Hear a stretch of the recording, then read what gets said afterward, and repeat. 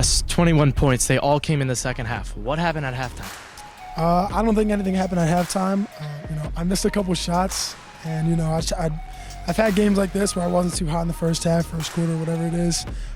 So I just kept my energy up there. I had to see that first shot go in. That was good. And you, at some point, just continued to shoot the threes, and you continue to make them. What can you tell? How are you feeling at that point? What can you tell me? I mean, it's an amazing feeling, especially my last couple games. I haven't really been hitting my threes, but they've all felt good. So I just knew that if I kept shooting, eventually it's going to fall. You guys have just one loss in pack play. How do you continue it throughout the next couple of games? I mean, like you said, we got to keep working hard, keep going hard at practice.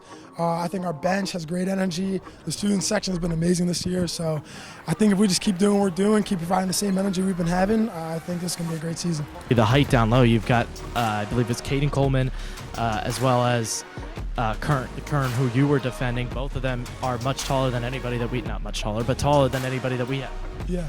I mean, Locke, he kind of emphasizes working early before they get in the paint. If they're on the elbow, don't let them get low early. So, I think we again did that really well in the second half, much better in the second half. Working early, preventing them from getting easy second chance shots and just easy layups, and I think that's what led to that win. You had a height differential there. You've got a really small guard and some big men. Going into the game, what were you guys looking at there? Yeah, they were big. We knew that coming in. They had some, 6'5", 6'3", 6'3", that they had some more size than us, but like that point guard is their best player, and we have some size on him. So they tried to attack us early in the paint, which I think was pretty successful for them, and we were a little bit lack of energy. So I think once we got a little more intense and kind of focused on what we need to do, we came back in that first quarter, and that set the tone for the rest of the game. Wes Robinson, what did you say at halftime? 21 points coming out of the locker room. What changed there? I don't know if it was a matchup situation or you guys were going to him more, but he's certainly the hot hand.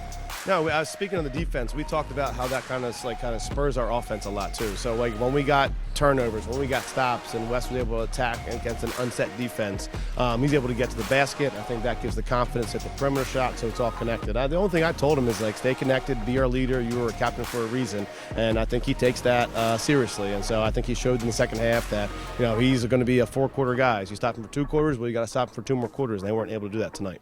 Micah Cherian came in pretty quickly for you guys, and he made a difference. He hit some big threes. So what kind of difference did he make in terms of the energy? You guys were down 10-0 to start the game, believe it. Yeah, absolutely. Micah's been playing some really good basketball.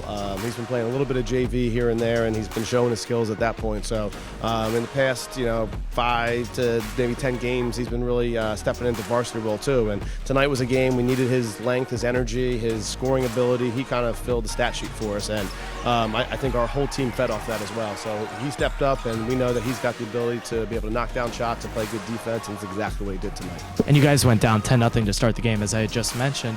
Shades of PV a little bit. How did you take that time out and reset the team? Yeah, I think we were just a little bit flat. Phoenixville did a good job executing the game plan, but I think we didn't really provide enough resistance against them that we should have.